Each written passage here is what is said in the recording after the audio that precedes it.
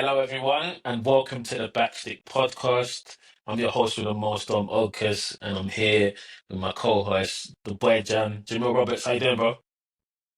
Dom, I'm good, mate. It's been a couple of weeks. We've both been busy little bees out there, but we're back. We're back doing what we do best, and we got a good friend of the pod on today. I know we're both excited for this one. It's been a long time coming as well. So Yeah. I'll tell you what. I'll let you introduce the boy, and we'll get on with it, mate. But firstly, how are you? Yeah, I'm good. Like you said, man, we've both been super busy in our personal lives. We're still trying to keep everyone the content. But yeah, I'm really excited to get into this episode with a close friend of mine. I taught him everything that he knows.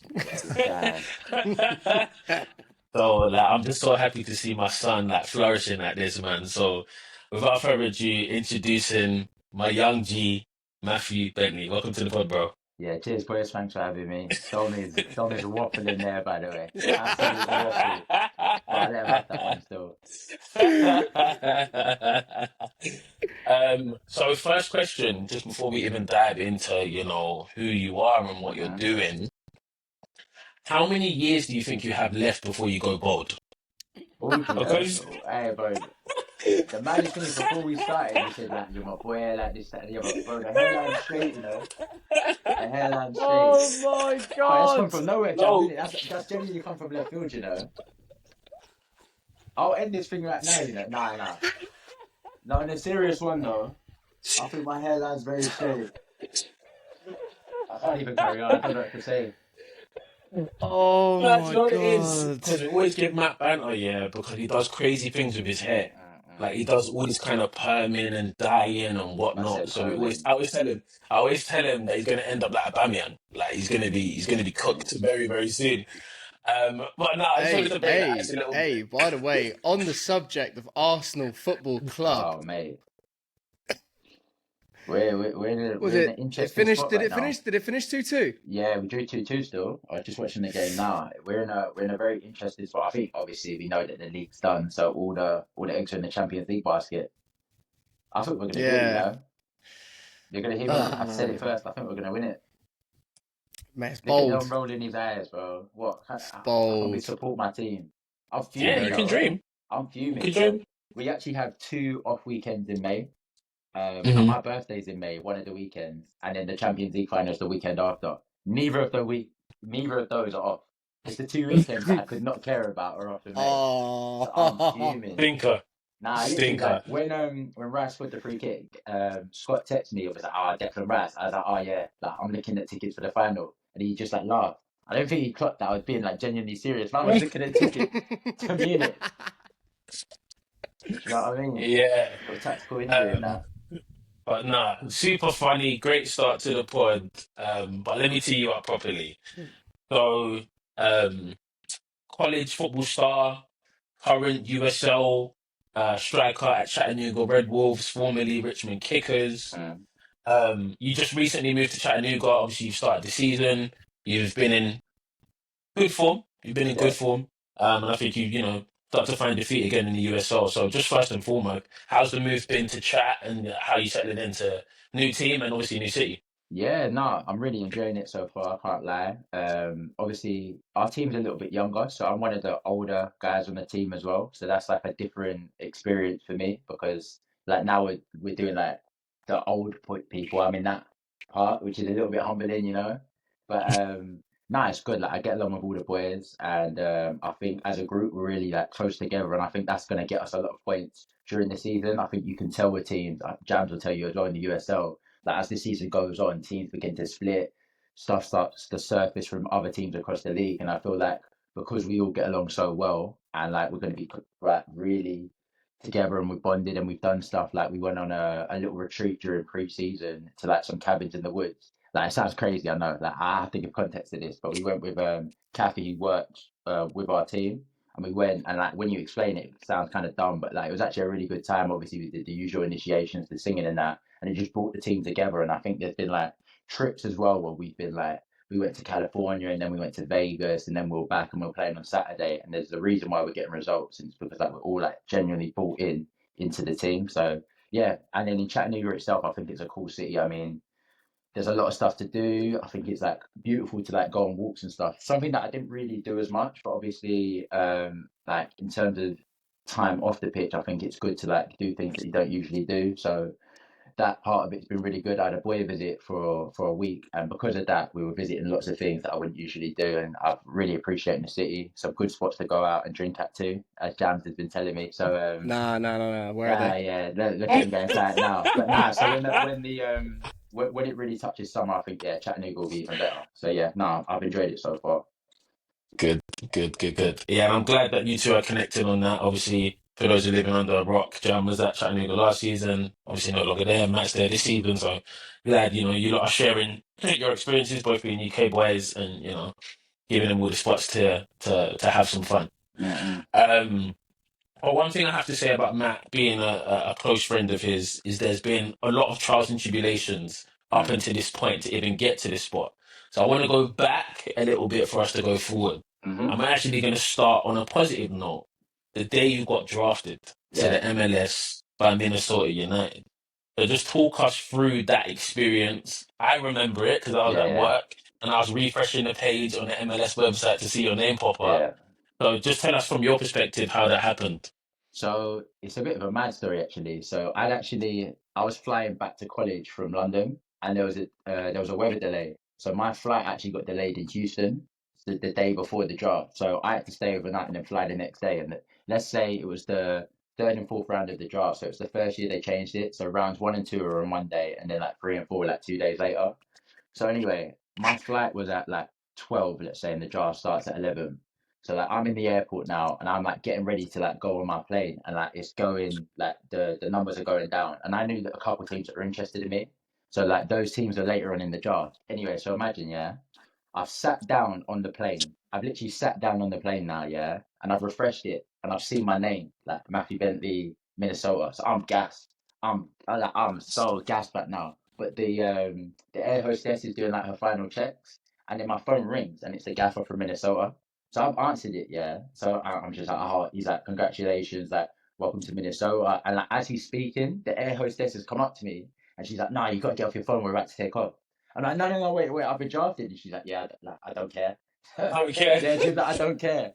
So like, I was like, oh, sorry, Gaffer, like, I'm just on a flight, and like, I thought that was like a terrible first impression. So I put my phone down, and then like I put it in airplane mode. Obviously, you're going on the flight, and like, I just took a moment because I was gassed. I can't lie, I was so gassed. And then when I landed in Springfield, yeah, I turned my phone on, and like I've said this story so many times, but let's say my phone was on like 100%, it went down to like 70 or 80, and it was just like buzzing off, like ringing buzz, like everyone, like from the school, like my boys and everything. It was like so sick, and it was just mad how quick the process was as well. Because like I was flying out to Minnesota like 2 days later and stuff like that. Like the whole thing was just like, yeah, it was a crazy experience, and like I'm glad. Obviously, it would have been nice to like have been at school and like been with my teammates for it, but at the same time, it was just cool to get drafted. To be quite honest. Yeah, sick. Nah, sick, sick, sick. And I hear Jam's story about his as well, and it's sick, man. It's a great moment. But Mm, do you think it like lived up to what you thought it was, no, like being drafted? Or yeah, because like I always thought drafted means you got a contract, yeah. but then I found out from you boys that it's not that. So like, at what point in the process did you find out that actually I'm still gonna have to like go on trial essentially?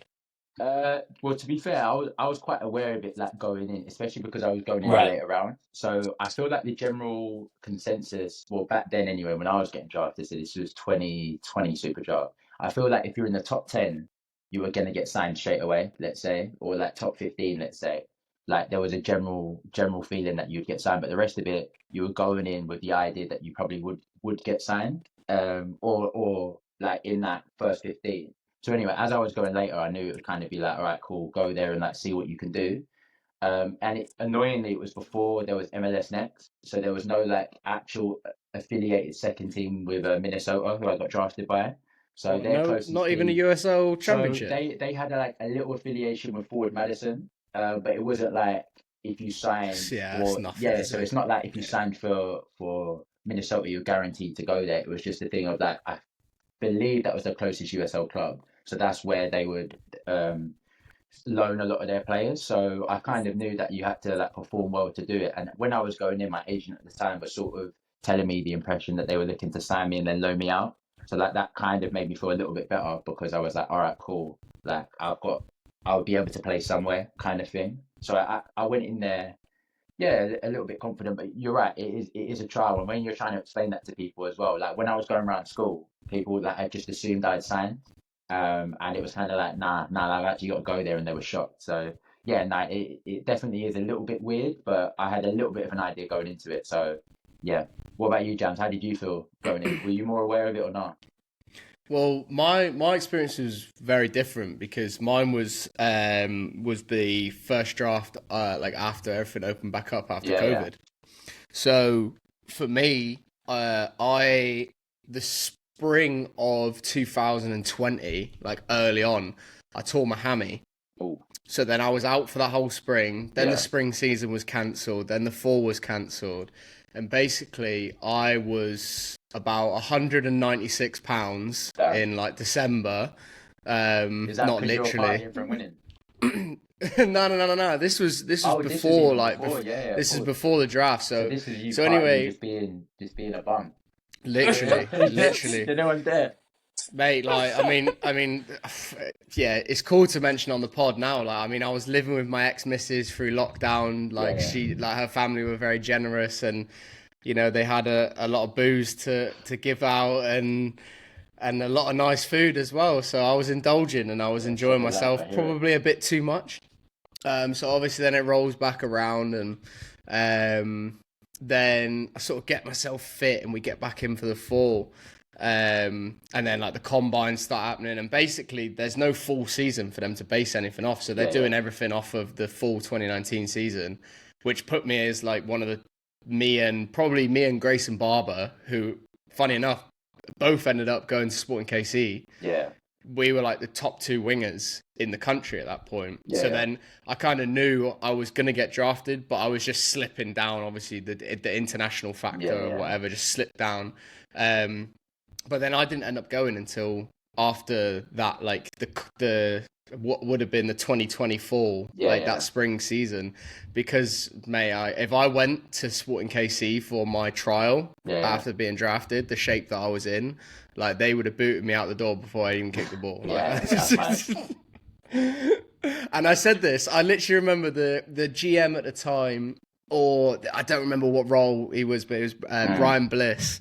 And I remember like Peter Vermees rang me, the gaffer, and then Bliss rang me and he was like, yeah, we want to get you out here. Same thing as what you said in a few Yeah, yeah, days, like blah, blah, blah. And I was like, Bliss, like, I need to like, I seriously need to have a conversation with like the gaffer at Marshall about like yeah, what's yeah, best for me to do. Because like I'm really not in a good position to show you the player that you've drafted. And then the thing is, if you get spat out early from that yeah, situation, you're behind the curtain for all yeah, the yeah, USL signings and everything, and you're even more on the back foot. yeah, So for me, it was a little bit more weird because of that COVID period. But like you say, mate, I think it's a flawed system. yeah, Is kind of what we're both alluding to, right? Like I think it is. It's not the same as it's drawn up to be in the NFL or in the NBA or the MLB, for example, where there is like a set trickle down system for the lads that don't, but they also do sign the majority. In the yeah, MLS, I think it's so outdated for the football soccer model. yeah. And like it definitely needs updating, and it is a bit of a flawed system because if you look at the amount of good players that fall out of that system, you can't call it a successful one. Yeah, no, the success rate from being drafted to actually being like an MLS starter is so low. It's like so Yeah. low. So yeah, you're right, and that's probably why MLS Next has come in. And I've heard from a few people that like as soon as you get drafted now, a lot of them don't even go into the first team; they go straight to the second team.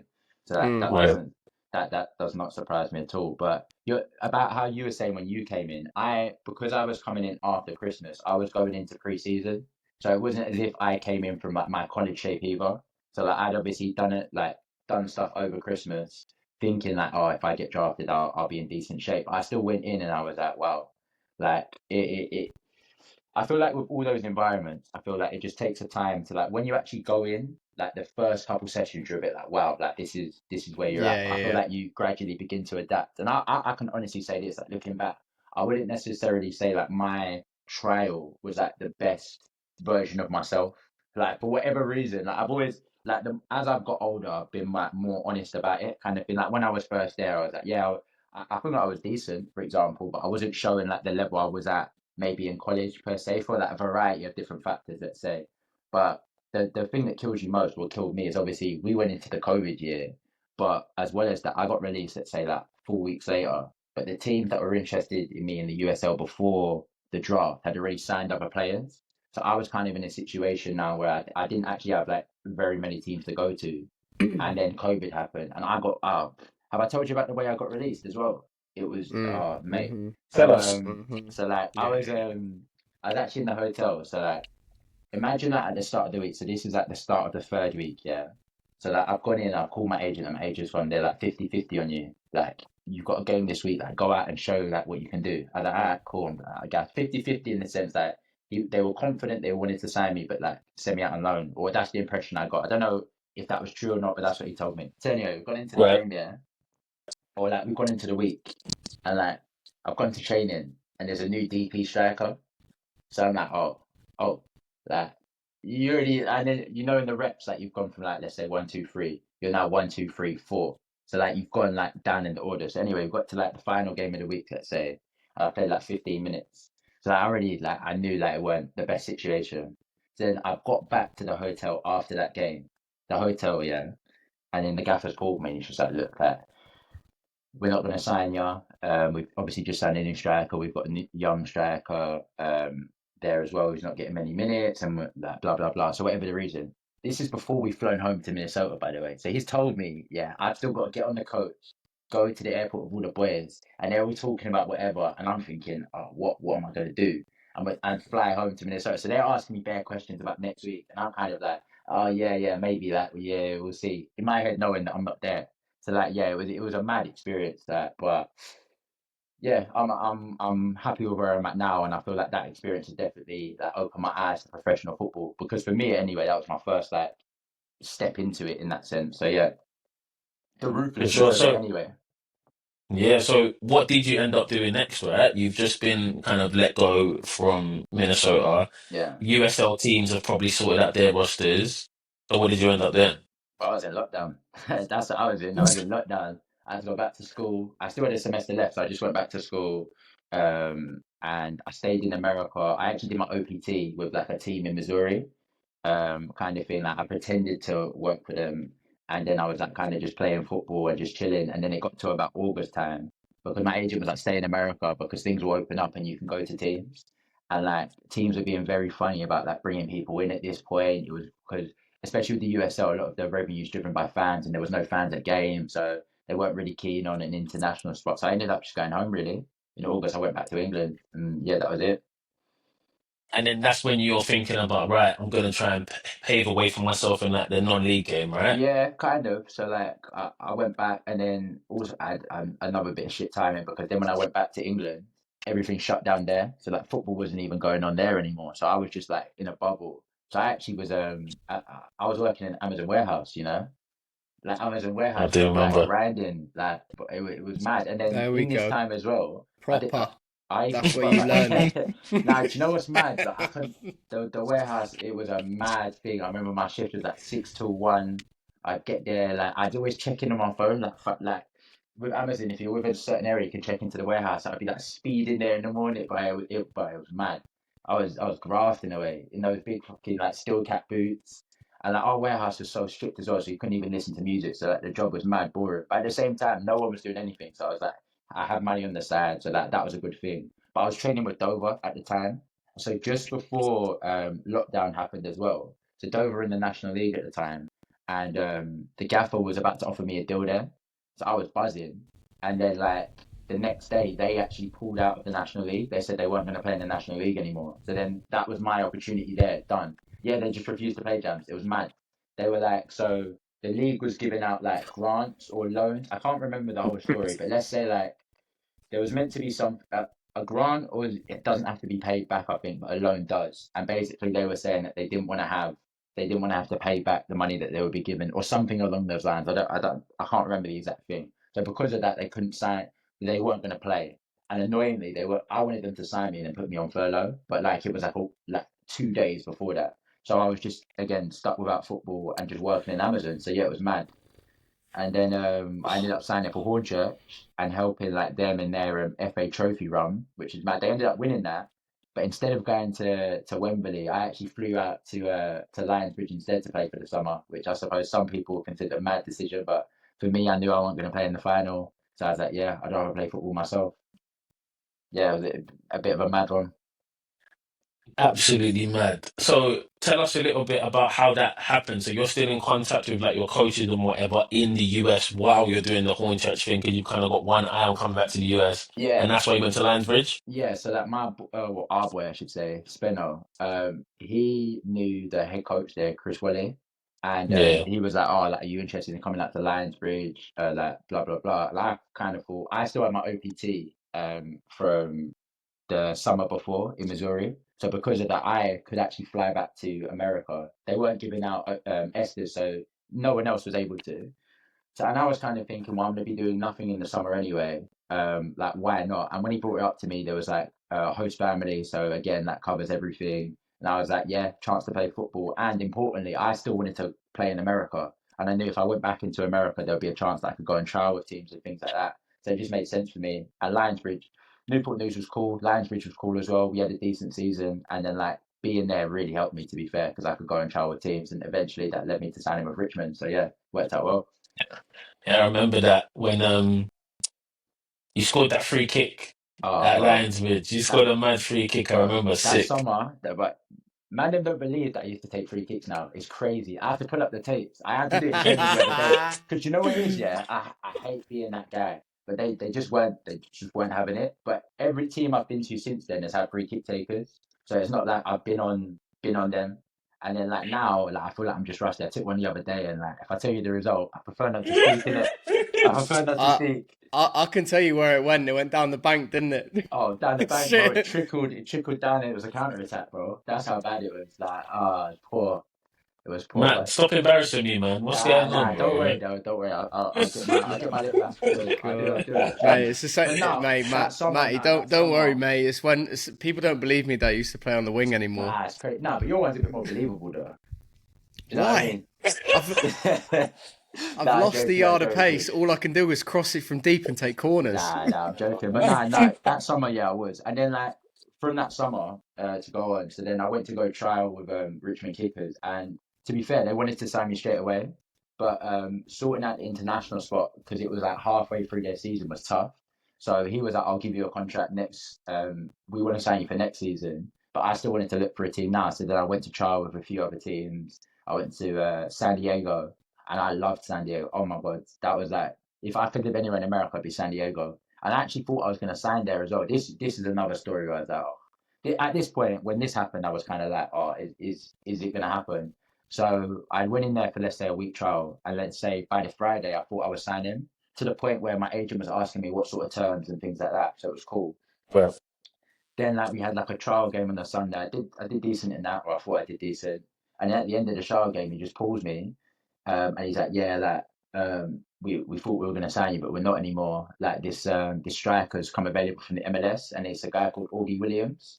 Okay. Jams might have heard of him actually. He's like a USL vet, and he was like, yeah, like we can sign him on loan rather than like have a rookie, and it just makes more sense for us. And to be fair to him, he's a good striker. So like at the time, I kind of like that's one of them ones where I was actually like, yeah, fair, isn't it? That's just like the ruthlessness of the game. But I've gone from thinking that I'm signing there to now like not having anywhere to go. It was mad.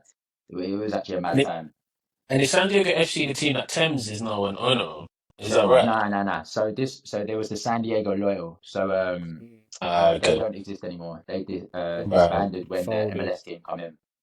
Got it. Got it. Got it. Got it. Got it. Got Yeah, it. mate, it's funny you say that about San Diego, though, mate, because in 2019 in college we Mm. went and played against mate, what's the school down there? Oh, San The Diego San Diego State. State. San Diego State. We Yeah. we so we went, we did it, mate. Unbelievable trip, by the way. How our gaffers like pulled this. We've gone on a 10-day trip to Cali, so we've flown to LA Yeah. and played against Loyola Marymount, which is Yeah. like neighbours to UCLA Yeah, and all yeah, of yeah. that. Yep. So we've just spent 5 days on LA, right? It's actually a crazy story. I'm gonna go into it. Okay, Yeah. properly. Yeah, do it. Right. I So didn't know it was the Jams episode, but anyway, go on, carry on. I'm joking. I'm genuinely curious. listen, mate. Some people come for you, but people Yeah. come back for me and Dom. Right? Remember I that. hear it. Remember I hear that. it. Remember I hear that. it. Remember that. Mind yourself. But yeah, go on, James. So we've gone there, and basically, like all of us, we've never been to LA. Like not one person on the team, and like the whole team, like same as you boys in college. Like, there's a lot of Europeans there, like South Americans, like never ever been step foot in California, let alone like, you know, that like LA, like real LA. You know, you're walking around, you think you're walking down in like GTA, like this, Yeah, that sort literally. of vibe. Yeah. So night before the game, like Gaffer stupidly, like he's gone give us per diem instead of just having dinner in the hotel. So obviously, like most of us have gone out on the piss, and like we're doing well at this point, and it's the first time Marshall have ever done well. So we've gone out, we've gone on the piss, we're pretty drunk, like, and we ended up getting the bus back to the hotel. It was like 10:30, so we've had like 4 hours or 5 hours of drinking. Like, remember I was having a beer at like 10 o'clock on Santa Monica Pier, and I've got a game like the next day, and I'm thinking like this is just not going to go well, is it at all? Anyway, and I knew that I was carrying a hamstring injury as well, so I knew I was on the This bench guy, as man, well. that's all right though. If you're Yeah, on the so I knew it I- makes it a little bit better. Yeah, so I knew I was already on the bench. Anyway, someone goes down injured 15 minutes into the game. Oh, Right. stinker. So I'm like a little bit fuzzy. Gaffer's gone, right, Jam, I need you. Come on. Swear to God. Been on the pitch for 20 seconds. I scored with my first touch. We went 1-0 up. We won the game 5-1. Right? Half the team's hungover. We stayed the night in LA. Met up with one of our boys, the Brazilian boys, like did like strip clubs, all this on a Tuesday night in LA, blah, blah, blah. Flew down to San Diego.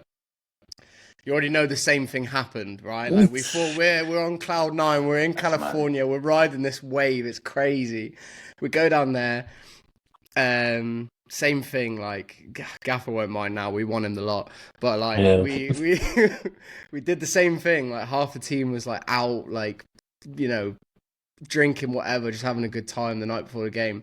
We went and beat San Diego State like 4-0 the next day, like, and then obviously went out the next like blah blah blah. But like, to kind of tie it all together after that, you know, not the example story for any young players listening, but San Diego, what a place. Oh, man. I can imagine. My favorite away trip, and not for all the things that I've just listed, right? Like the wins and the good times and the memories and whatever. Just genuinely, like my favorite away trip for like what we did after the game and like how easy it was just to be around the place, the energy of it. Like I loved it. Yeah, It's man. mad, California's how in sick. football, like you can do things like that and get the result though, innit? Like it's just, Yeah. it's actually insane. Like when it comes Yeah. out later, it's all fun and games, but like if that goes the other way, oh my God. Oh, Like when you And the started thing that is, story, yeah, I thought you mate, were gonna say 20 seconds in, like you're having your ping. I was like, oh my God. Oh no!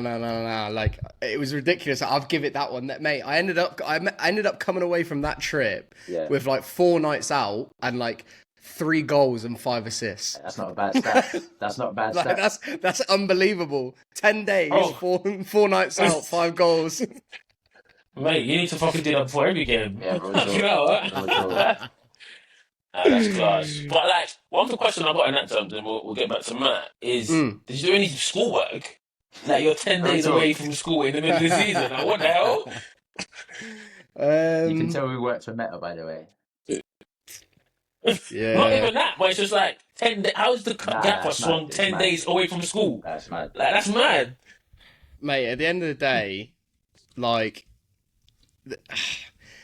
the environment of Marshall soccer at Marshall University is very lenient because of the results that we get compared to the other programs. Right. So there's a lot of leeway given to the players.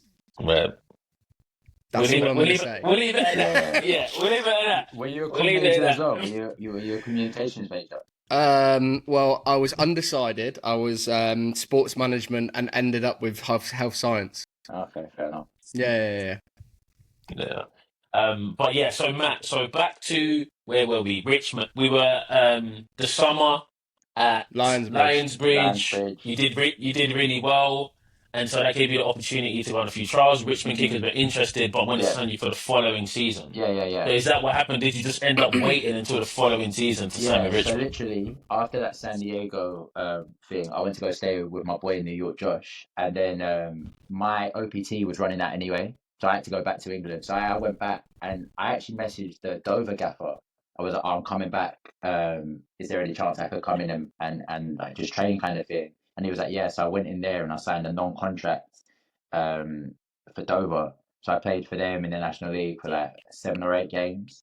And then Before you go literally, on, Matt, just yeah. for the American listeners, just explain what like a non-contract is in non-league in England, because So I think like, it's a concept that they probably have never yeah, heard of. Yeah. so like a contract kind of guarantees that you're going to be paid, kind of thing. A non-contract essentially means that you'll be like it's a gentleman's agreement that you're going to be paid by a club, kind of thing. They're like you're signed for the club, but in theory, if the coach turned around and said, "Nah, like I'm not paying you this week," you don't really have much to stand on, kind of thing. And it just keeps like players with clubs. The higher up you go, though, more teams try and get you on a contract, so it protects them in the sense that if teams are interested, they can then sell you for money.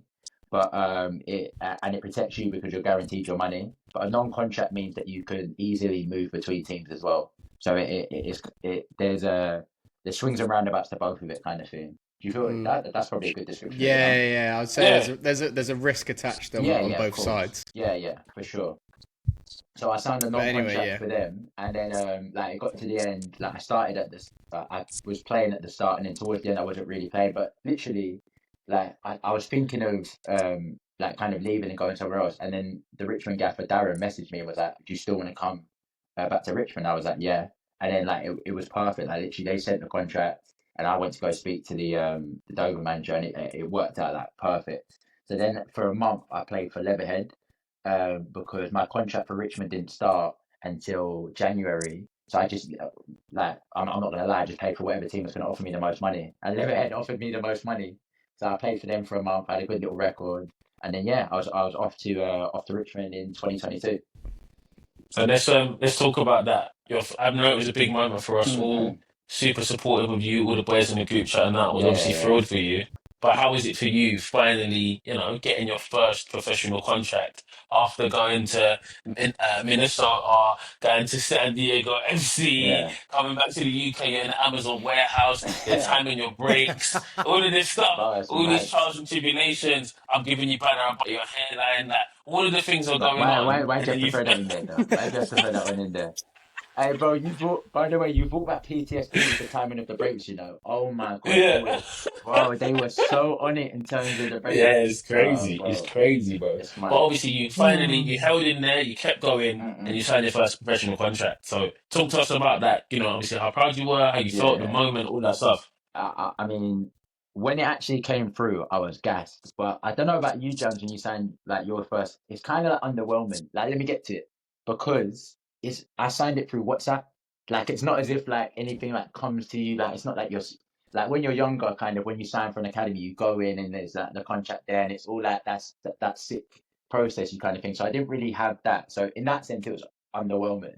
But like to finally be able to call myself a pro, a full-time footballer, is something that I've wanted to do. Like I feel that I've worked hard, and even people might look at it and go, "Yeah, it was USL One," but I feel like become a professional at any sort of level is something which takes a lot of dedication, and I feel like that's more what I was proud of. There's loads of people that can go and say, "Oh yeah, I could have done this, I could have done that." Well, you couldn't have because you didn't.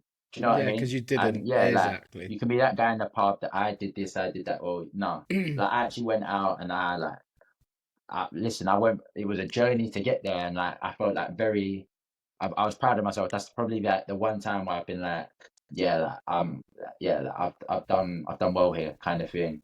And like my mum and dad were gassed as well, kind of thing. And yeah, like it was just really good. And also like seeing how happy like all my friends were for me as well. That was like really good as well because I'm sure some of them were thinking like, oh, maybe it's time to pack it in. To be honest, whether they'd said that like personally to me, which some of them probably did, or like if they were thinking it themselves. But like now like they were buzzing for me then and they're buzzing for me now. So yeah, now it's a really really proud moment for me and my family. I would say, yeah. Yeah, I want to talk just quickly about I could have done it. I should have been playing Yeah, in the is this Prem, where but you I've told hurt me my about your knee. knee injury or something? Dumb No, that, yeah. do you know what it is, bro? I'm one of those. I'm one of those people. Not one of those people that said they could have made it, but I Mm, was good at football. mm, But I wouldn't say I was good enough, or even had the drive enough mm, to like be as committed and dedicated and hang in there like you mm, was.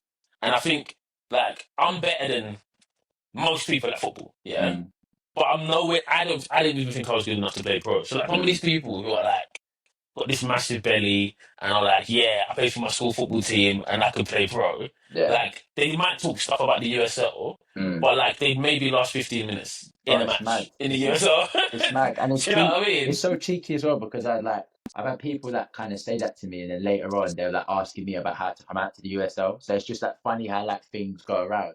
Like I couldn't Mate, tell you the amount of messages I've had from people asking about things. It just makes me laugh a little bit.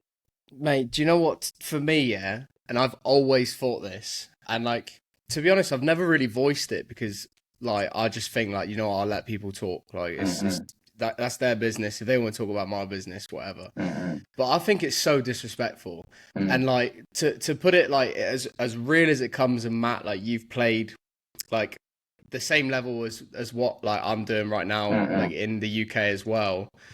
Like when we come back to England, they think that we're just these like newborn babies that have just come out of an egg, and they're like, "Well, we don't know if you can kick a ball." Oh, it's it's like, mad. and I'm like, put 75% of your squad in USL One, and they won't last 5 minutes. Oh, it's mad. Yeah. I think Like, it's so but true they as well. think that we like they just because you've played like in the USL or whatever, that you're just like this unknown entity and you've never like had a struggle or like to get to where like you deserve to be, and it's not like a respectable standard of football. I've never been able to wrap my head around it. And then the other side of it is people like me and you, we understand that how good those people are above us as well. Yeah. Right, like I could quite confidently stand here now and say that I could never have played in the Prem, and those guys like are just ridiculously talented for the most part. I could have maybe worked harder along the way, and I could have made it, like maybe a few divisions higher, maybe like League One or pushed for champ. I don't know, right? But it's the people that didn't make it, and then they'll talk down on USL One, and they'll be like, "Oh, he's only playing like what, like this division in America, like that, like it's some like throwaway shitty like waste of time." And I'm like, put my boots on then, and let's see how you get on for 5 minutes in a rondo, let alone on a match day. Well, and also like to break it down even more, like as an international, let's say, there's 14 teams in League One. There's 7 international spots per team. Let's say on a year, most internationals are on a minimum like of a 1+1 or a 2-year contract. So let's say like every year, half the internationals are going to be retained. So what's that? 7 times 14 is what, 98? Let's say. Quick maths, 98. Yeah. So like, what's half of 98 then?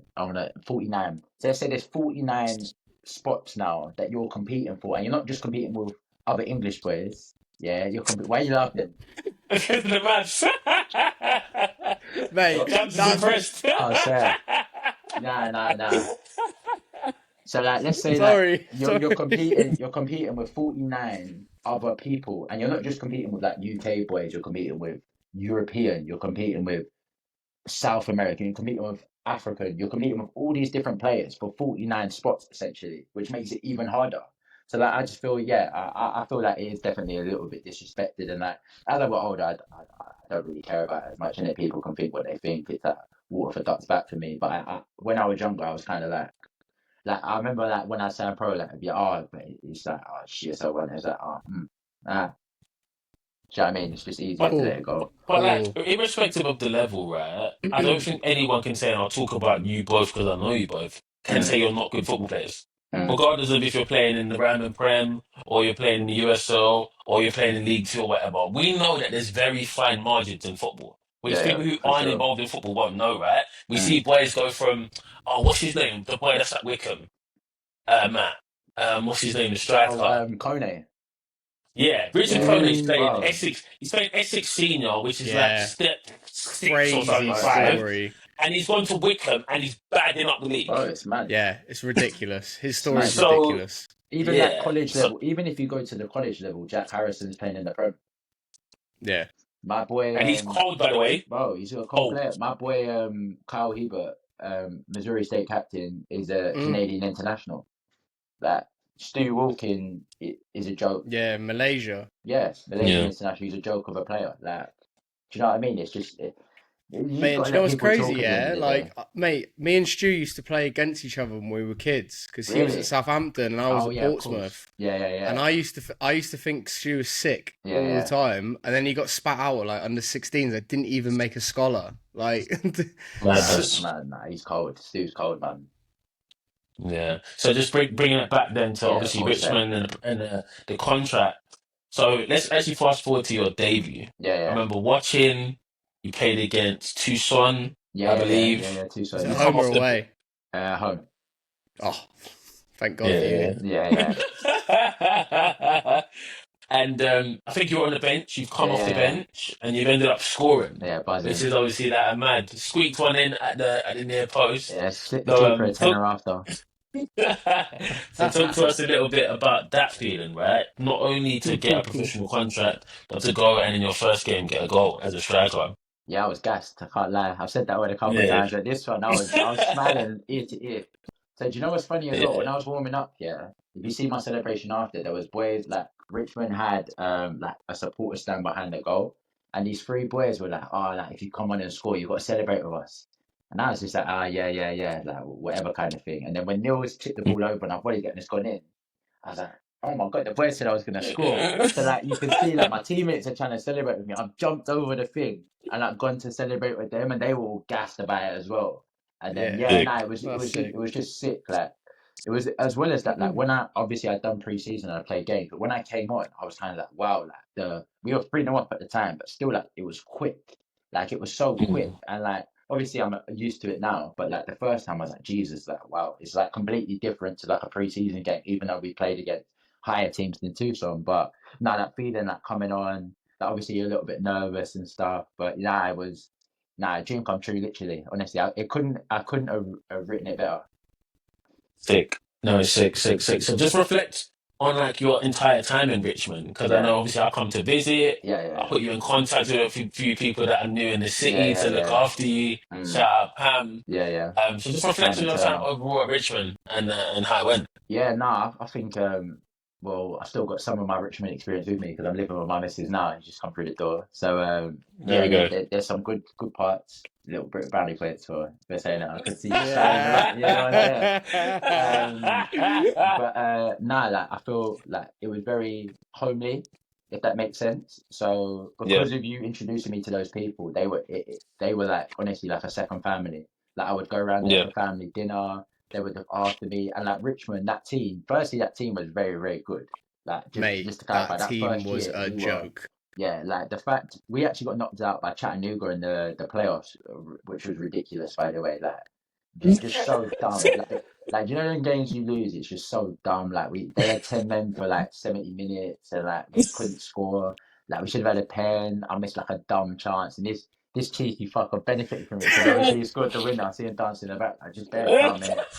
But I'm not bitter about it, by the way, in case you didn't know. But nah, that first year was just sick. Like obviously, just like it was cool. Like also just experiencing other cities, like kind of as a pro, like going there the day before, flying to a lot of places, like the hotel, like all of that experience was just cool. And the fact that the team got along really well just made it like again, it felt like a family environment. I know it sounds like cliche, but it genuinely was so close. And I partly think that's why our second year we fell off a cliff literally, because like some people left and that like the people who came in weren't, not that they were bad players, so it's not anything like that, just it was a completely different like environment, I would say.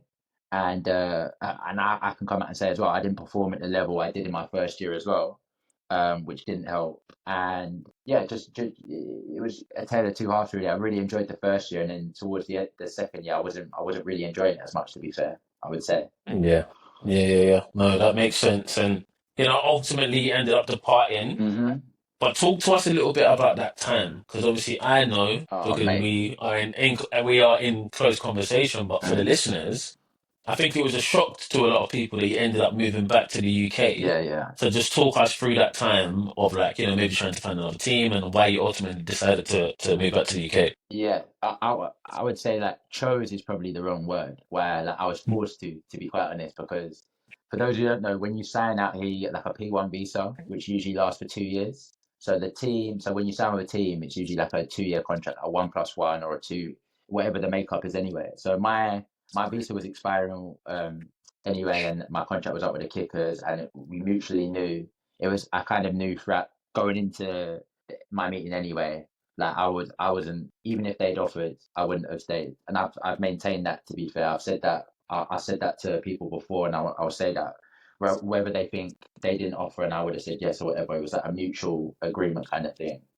But at the time, I was so confident I was gonna get another club.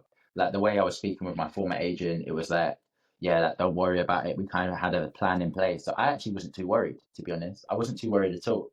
So like I was kind of chilling. I went on a holiday to Malaysia to see Stu actually. So I was out there chilling, like not really thinking anything of it until like we got to midway through December, and this is where like panic was starting to kick in, because you know what the worst part. So like let's say my exit meeting was like in October, yeah. I spoke to my agent, my former agent, I've got to stress, in the start of November. I didn't speak to him again, yeah, until like the end of December, and he just would like I would message him, he just wouldn't respond. It was mad. It's like one of them, yeah. If I showed you the screenshot of the messages, you think I was a stalker. It's nuts, but it's nuts. He just went like AWOL on me, and it was like it got to the point where I then messaged someone else, another agent who'd been asking for me throughout the season. And why I was later so frustrated with my agent is because I had a conversation with him before, saying like, if you don't have the time, because he was a bigger agent, I was like, if you don't have the time for me, that's absolutely fine. But just let me know so I can speak to someone else. And and he was like, no, like don't worry, like this, that, and the other. So I was like, cool. And I like told those other agents that I'm not interested. And then obviously I'm in this predicament. So I spoke to another guy. And kindly, to be fair to him, he reached out to a couple teams in the league. And ironically, he reached out to Chat. And Chat, well, a lot of teams were under the assumption that I was staying at Richmond. So then when I then spoke well, when he brought me back the feedback from Chattanooga at the time, it was like, yeah, well, we'd love to have had him, but we've used our international spots we didn't know was available. So at that point, I knew I was going to be struggling, but I still kind of held out hope. And then we got to Feb, and I had no club, and I was like, yeah, like, this is rough. Like I don't know what I'm gonna do. And I was kind of like stubborn as well, because I didn't want to play in England, so I wasn't really looking for anything in England at all. Um, and then it got to a point where I was doing nothing. And like, I don't know if people know, but in the USL, the contracts are 10 months. So it's not like you're getting paid in this period as well. So luckily enough, I'd say I'm decent with money. So I'd saved up throughout the year for the off season. I'm not sure all players can relate to that. And obviously I was living at home in England. So that saved like obviously the bill of rent. So that helped me a lot. But then I was like, well, I have to do something here. And that's when I did like a tweet saying I was leaving Richmond. And when I did that, a couple English people reached out to me, was like, "Are you interested in playing in England?" Blah blah blah. And that's how I ended up at Maidstone. And so, did the gaffer at Maidstone reach out to you, or No, like someone, assistant manager or something like that? no. So like this guy on Twitter called Mike. It's called like Love Non Mm. League or something like that. He was like a scout. Okay. He was a scout at Richmond at Maidstone. And Maidstone, this is when they were going on the FA Cup run as well. And he was like, "Oh, would you be interested in going into Maidstone at full time, like this, that, and the other?" And initially, I actually said no, because I was like, "Nah, like I'm going back to America. Like, I'm not." And then I was like, "Actually, do you know what? Like, even at that point, I was like, even if I can just train somewhere, like that's full time, um, I would rather do that." So I went to Maidstone, and like I loved it. I can't lie, I loved it at Maidstone. Good environment, good changing room, yeah, and had a good time there. Sick. So playing on the big George Kobe, he's Pause, but yeah. big, big personality and also a big. You think, oh, Alright, I'm gonna fair, get you fair back? enough. Yeah, yeah, hands up. Fair enough, Yeah, fair yeah. enough, Come on, fair you know enough. me. But yeah, he's a big personality, but also he's got a big frame, Yeah, let's say. yeah. He's a unit. Yeah, So yeah. Yeah, so just like talk a bit about playing under him because I think folks who are in non-league, very much know who he is. Very charismatic, Yeah, yeah. engages with the fans, all those things. So what's it like playing under him? Do you know what? Yeah, like if you see his interviews on TV, he's kind of like that Mhm. is like how he is. Like he's Right. very passionate for sure. Like still thinks he can play as well. So joining in small sided and that. Well, he loves a tackle as well. Proper serious, like yeah, it's mad. But I found him a good gaffer. I thought he was a good gaffer as well. Like when I first went back as well, like I this is gonna sound dumb. I'd forgotten how to play in England. Like in terms of like when the ball comes, like to Oh, flick it mate, on. So I was like trying you to bring ain't it down, dumb. and I was getting like that. It was like nah, flick it on, and then like I kind of had to adapt my game, playing over there. But now I feel like he. I had a good time there, and I feel like yeah, he was a good gaffer, very like supportive, very honest as well. To be fair, like if you went to go speak to him, I think he would tell you exactly what he thought as well, which benefited me. That's like how I um prefer my manager to be. And Craig Fagan was there as well, who used to play for Hull, and he was good as well. I enjoyed working with both of them. To be fair, so yeah, it was just a good situation, positive environment, and yeah, like the playoff run we had as well. So I had a good little square run towards the end of the season, and I thought we were just gonna go all the way through. And then we lost in the semi-finals to Worthing. But no, it was good, especially that first little bit, that initial part at Maidstone. Yeah, no, really good, really really good pace. Sick, sick. So, how do you end up then coming back to the US? Obviously, back with Chattanooga. Because to be honest, mate, Yeah, just outside, just like being your friend and seeing what's going on, yeah, things are going well yeah. They at were, Maidstone, right? yeah, Like they Yeah, you're were. really starting to build yeah. your profile back in the UK, Mm, and so for you to like give that up to then move back to the US, yeah. um, just like talk us through like the thought process. Yeah, Yeah. yeah, no, yeah. I kind of like always in my head had so when I first signed for Maidstone, I signed again another non-contract the first time, and that was with the idea that like if I another US club came in, I could go and whatever. And then at the end of that year, they told me they wanted me to stay and offered me a deal, and I was happy, like you said. I had another part-time job as well. I was working for a company called Sports to Inspire, and we were doing like after school clubs and stuff like that, which I found quite rewarding as well. Like I thought was sick. It was like cool working with kids, making sure that they like play sport and that, and like seeing how happy they were and that. It was quite rewarding. I can't lie. So that it was set, but then as like the season went on, um, my now agent told me that Chattanooga were interested, and like the offer to Mhm. come back out as well came with like a masters, um, which is something that I thought was almost too good to turn up. The idea to come back to America to play USL, but also to do my masters, which obviously you know me, I like to think in the future, and like to have a masters, I feel will help me for life after football. So I thought that the opportunity genuinely was just too good to turn down. I used to car school with Kips, Harry Kipriano, absolute player by the way. And like we spoke about, and I was just like, I feel like this is what I want to do, and he was like, yes, a no brainer. So then it was in November. I think they reached out to me. They reached out to my agent, offered me the deal. I was speaking to Jams a little bit before that as well about Chattanooga and like deciding. And the season for Maidstone, by the way, was going like a little bit like that to be honest, that probably influenced it as well. Like I started the season and then I was out of the team for a little bit and I kind of worked my way back in. But then when I went to go speak to the gaffer, he was like good about it. So that second year, I'd signed a professional contract. So I wasn't on a non-contract anymore. So in order for me to leave, I'd have to cancel it. And I just knocked on the door and Craig was in there and I just sat down and said, look, like this offer's come in. It's coming for Masters to go back to America, play full-time football and do that. I thought that's too good to turn down. And like to be fair, the gaffer was like great about it. He was like, yeah, like you have to think about what's best for you, best for your family, and just don't tell the boys though. So like bear in mind, I told him we actually had like our Christmas do in Barcelona. So I went in and it was all decided. So I flew to Barcelona like the next day and we had Barcelona was a good trip still. A very good trip. Sick. Yeah. And I came back and I knew that I was leaving, but obviously I was playing until the end of December. And then the final game was Boxing Day, and it was against Tonbridge, who are our rivals. And started on the bench, came on and scored. So I was buzzing. Before the game, actually, he pulled me and was like, "When do you want me to tell the boys? Do you want me to tell them before the game or after the game that you're going?" I was like, "Nah, nah, tell them after we win." He's like, "All right, cool, good."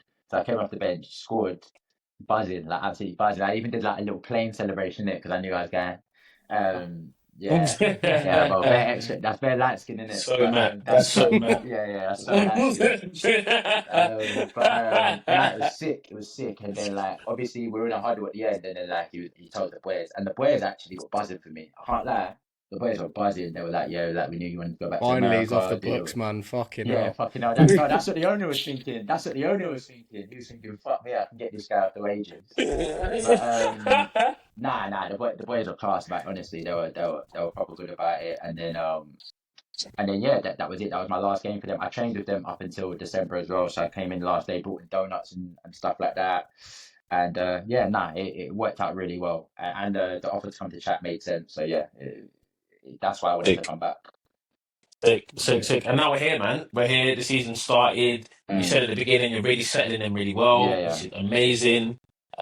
Got some brownie points with the missus by yeah, mentioning that you two are living together. yeah. But what's next? Like, do you have any personal goals for this season? Win the league, certain amount of personal goals, team of Mm. the season. There's a bunch of things that are, out there. Have Yeah. you set any kind of goals? So yeah, I actually have like on my note. I have a notice board in the bedroom, and it had like my Mm. targets on there. I think I've set like I want 10 goals, 5 assists, and a certain amount like team of the weeks and stuff like that.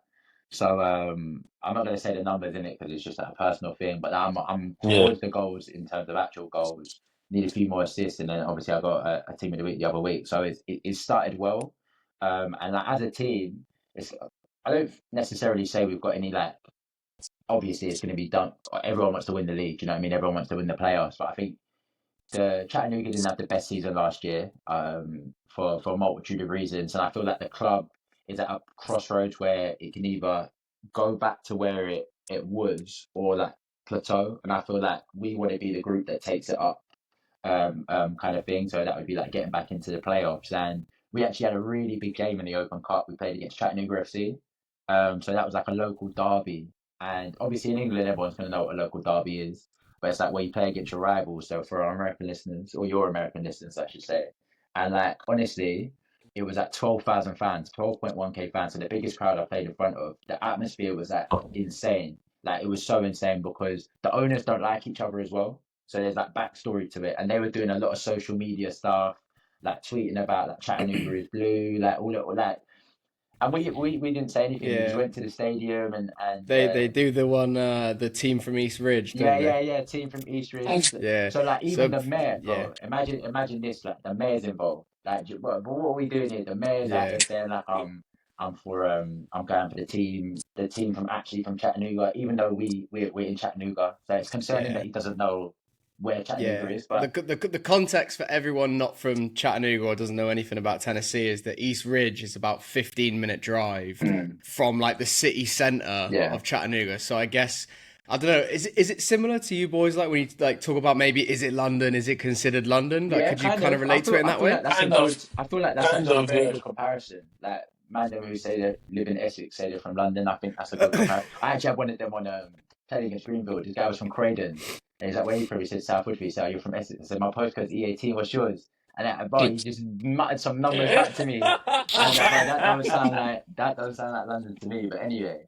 But yeah. So like, and then that game was just mad. It went to penalties, and then we won on pens. And like the celebrations after were mad. So like, obviously, in America, I wouldn't like. Jags, you can probably explain this as well, but the fans aren't like as passionate as England. It's kind of like the games in the background kind of thing. The games in the background and people were there as like a social sport. But this one, the fans were on it. There was abuse. It was everything. I actually like really enjoyed it. So like obviously like Like, you know me, I've got blonde hair. Like I'm like bro, like I get a little bit. Do you know what I'm saying? Like I get a little bit yeah. sick. Like they were giving it. So when we've won it, I've run like in front of their fans to celebrate. I've given. But so I've got a boy in the other team who I actually run like a agency with outside of football. But and he's come up to me, he's like, Ben, fuck off back over there, celebrate your fans. I said, bro, they're going mad. And then I've like carried on, I've gone mad. Bro, man, them are chucking bottles at me and that. I swear, chucking bottles and that is insane. And I wouldn't have expected that in America, and it was mad. And then we've gone over to our fan, bro, and then one of our players has brought a flag and I tried to like a big thing in America is like Yeah. stabbing the flags and Up in bro, the he was flag, trying to yeah. put the flag in it, but it was mad. Everything was like going off. Yeah, it was good. But Yeah, but it went mad as well on like social media as well, and I feel like it helped improve. the Open Cup, because the Open Cup's kind of been like diminished in America, where the MLS teams don't want to play in it. And like, I feel like the fact that derbies are created and stuff like that, it kind of brought why it's so good, like lower league teams playing against like higher teams, and why like there's a good rivalry and stuff like that. And I feel like it helped our team as well, because like we feel like our teams like look down upon a little bit. Like I feel like the league, like we're not really rated by a lot of people, which is absolutely fine. And like going into that game, probably we were the underdogs, and we went there and like done our thing. And I feel like that was a good moment for our team, like going forward as well. Like it was a big stepping stone. So like it's like had a snowball effect for us, which has been good. Yeah, one thing that I will add on to that as well is Chattanooga in general has a very not many cities in America have like a, I don't want to say a history as much as to that, but they don't have like a culture for soccer at all. Whereas I think Chattanooga is, I mean, I'm trying to think off the top of my head, but like maybe New York, LA. I mean, how many cities have two professional soccer teams in them in America? It's true. It's very true. So like, and it's so like to what you're saying there, like I can very much attest to it that like the rivalry runs deep. Like this has gone back, years and years. This goes back to, CFC wanted to come into the USL, and Bob Martino, the owner of the Red Wolves, bought the rights out, and then CFC are very bitter about that, and the fans have a bit of back and forth, but like overall, like it's very good that I think that light was shone on the city for like what the culture actually is, which like it is a very, very soccer promoted city in general, which is good. It's a good place to play football, and it's a good place to live. So. Yeah, like regardless of the outcome, I think like Chattanooga would have been the winner. Like I know that sounds again so cheesy, but genuinely, like if you saw like how the community came out, it was. He's done the old Jimmy Bullard. It wasn't. Put it this way. Football always wins. Put it this way for context. Like we were going to restaurants, and like people would be talking about the game, and like people like not that they knew I played for either team, but the game was just a topic in the what was going on. Like it was the go-to thing for that week. So it was good. It was good. Sick. So just before we wrap up, I know you're a fan of the show, and so I hope you've prepared your answers, because we are about to go into extra time. Okay. Extra time is our standing segment, fan favorite. I know I've been doing a lot of the hosting today, but I'm going to get into my different persona. On the social media, they've been calling me Steve Harvey with a skin fade. I ain't got a fade right now, but they've been calling me Steve Harvey with a skin fade. Just Steve Harvey. Yeah, just a dark skin Steve Harvey at the moment. Price at the moment.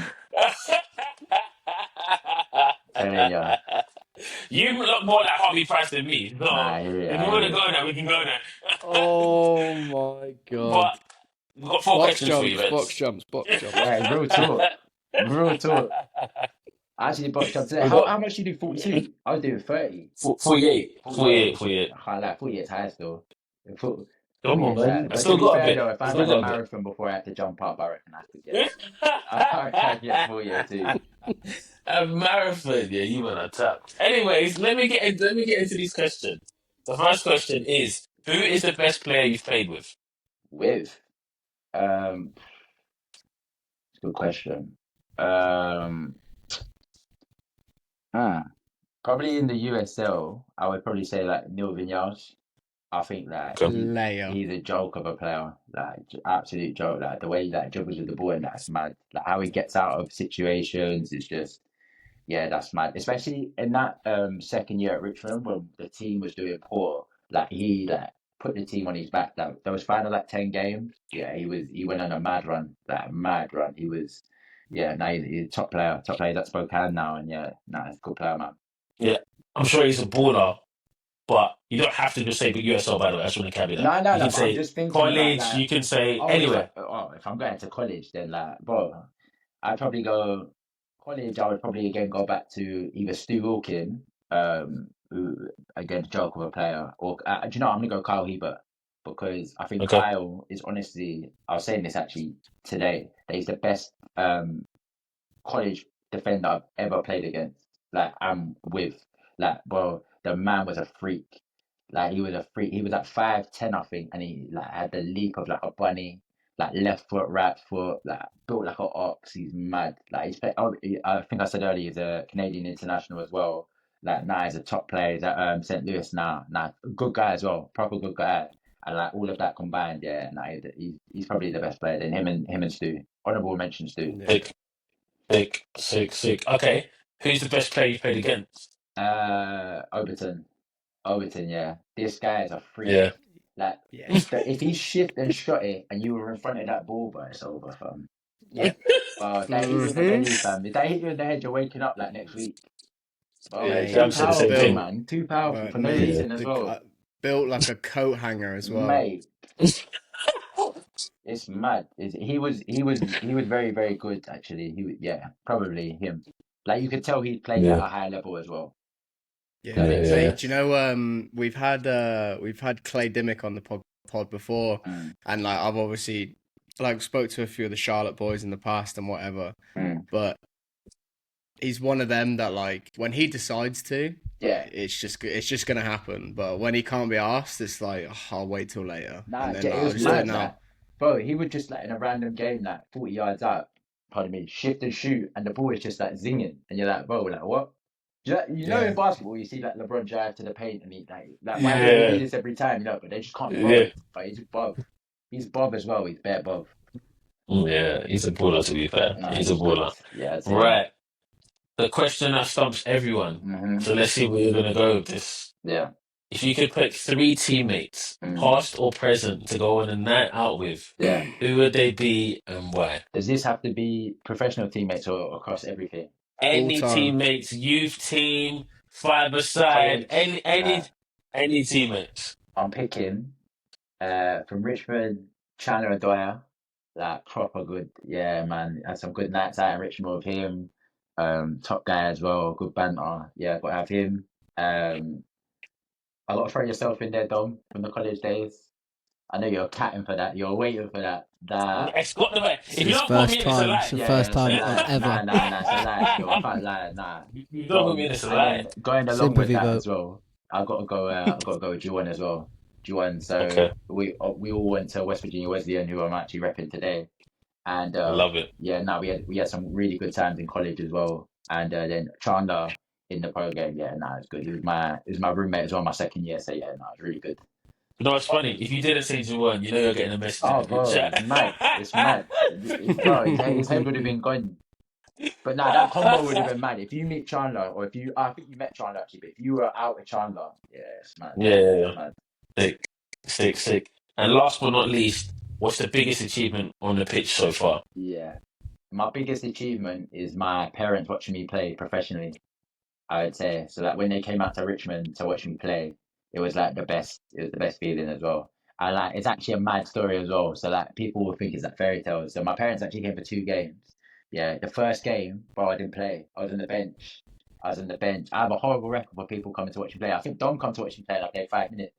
Yeah, Like, probably you he's know what I taking a mean? piss. Yeah, I was moving mad. But they came for the first game and I didn't play. And then my mum was like upset a little bit, but I was kind of just like, hey, it's what it is. And then the next game I played against Tormentor.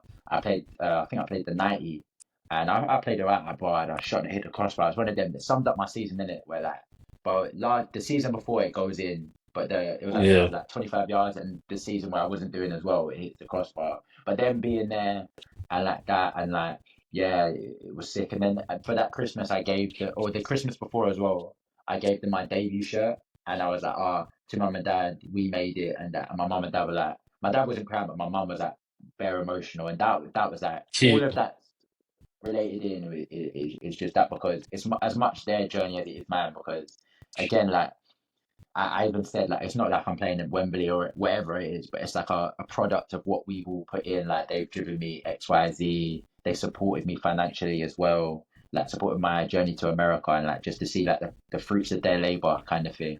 Yeah, nah. Like I'm even smiling now thinking about it. Like it's just sick. Yeah, bro. No, it's sick. And I think everyone says exactly what you're saying, Oh, right? that's mad. Like, and we've had people who have won, like, so Paco, for example, was on last episode, right?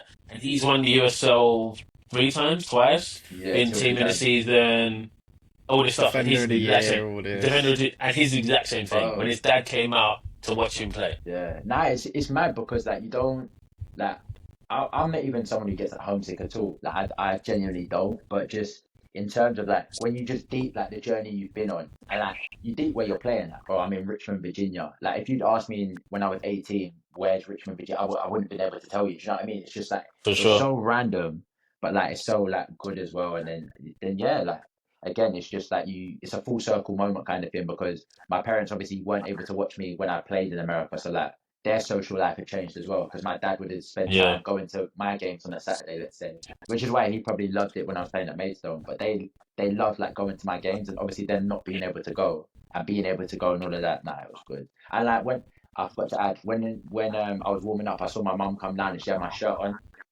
And like it was a surprise. Like I didn't know she had the shirt, so it was like I was smiling bears. Like it was a good Yeah, moment. man. That's sick, man.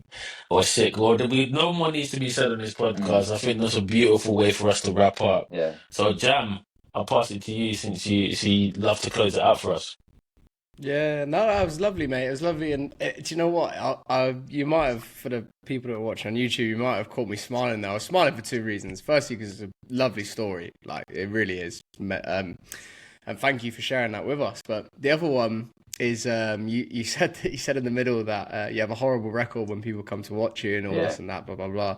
So my parents never came to watch me in college or professionally over in the States, but my boy Henry, he actually did, who, by the way, is just, he's expecting, him and his missus, so congratulations to Henry.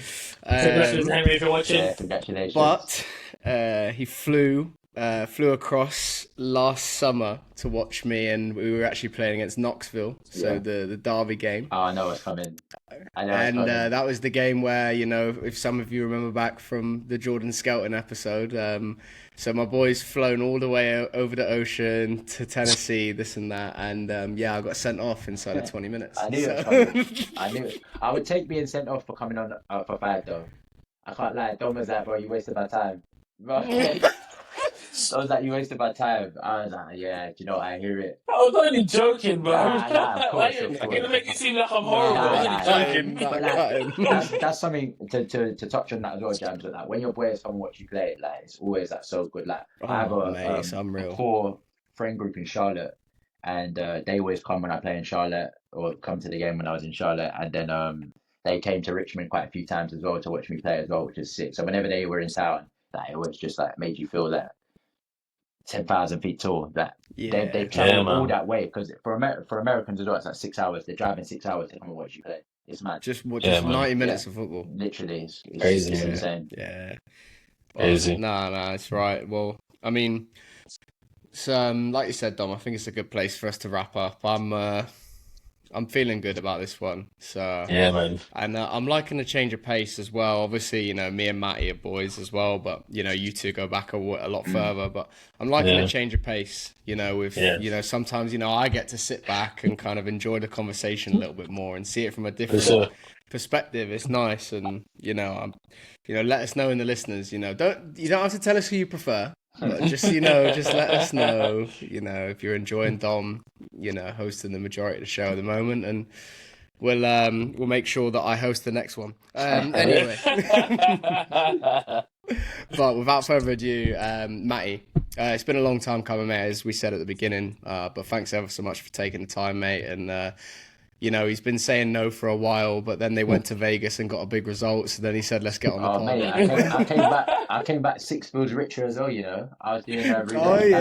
Mate, Dom, I replied to one of his stories. Him and Toby were walking through like a casino coming back from training, and I said, "Mate, you need to get the year's salary before you go back to Chattanooga." Trust me, I was slapping it on. I slapped on 2 goals a day before the game, and then after the game we won. Arsenal beat Madrid, slapped Madrid actually.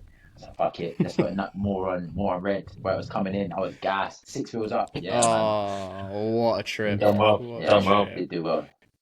Well, all things are pointing in the right direction, and I wish you, Scott, Luke, and the rest of the boys and the club all the best for the rest of the season. Yeah, that's class. I will hopefully see you in June. I'm out in Nashville for 10 days, so I'm Chattanooga Academy are kind of a client of mine now, so Okay. so Big. I'm looking to make a trip down at least, and obviously see the boys, see how you boys are getting on, and hopefully see you climbing back up the league. So Yeah, like I said, there's a spare um, room here, innit? Always welcome. appreciate you, my boy. Appreciate you, mate. And I feel like we're getting more and more wholesome, so I think it's time for us to wrap up. So if you've made it this far, as always, please drop a like, subscribe on everything, the YouTube, the Spotify, Apple Podcasts, Instagram, TikTok, Twitter, all of them. We love it. We appreciate the support, and just keep showing love, and we're gonna keep doing our best to bring you the best. That's it. But again, Matty, thanks ever so much for coming on, Nah, mate. my pleasure, mate. All the best from myself, from Dom, and from Matt. It's been a good one, and we'll see you next time. Peace.